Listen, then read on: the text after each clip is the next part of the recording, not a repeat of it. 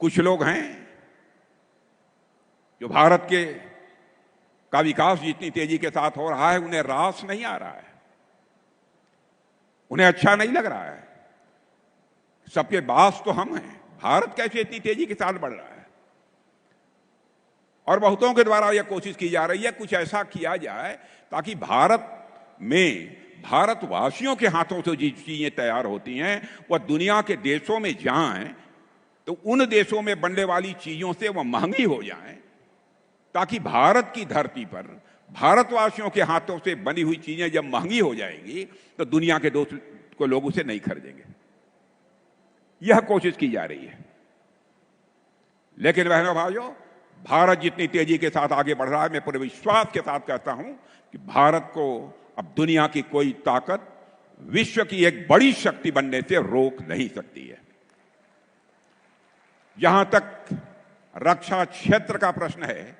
मेरे मित्रों, मैं कहना चाहता हूं, रक्षा क्षेत्र की हमारी हालत यह थी डिफेंस की कि पहले प्राय हर चीजें दुनिया के दूसरे देशों में बनती थी, विदेशियों के द्वारा उन्हीं की पूंजी लगती थी, और हम लोग जब जरूरत पड़ती थी तो दुनिया के दूसरे देशों से जाकर, चाहे कुछ भी हो,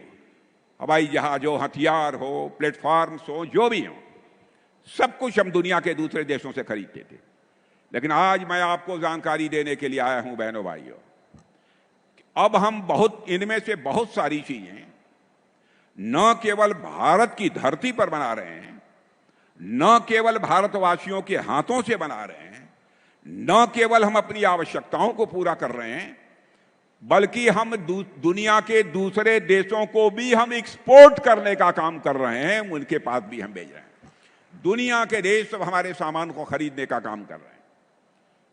जब मोदी जी पहली बार 2014 में प्रधानमंत्री बने थे,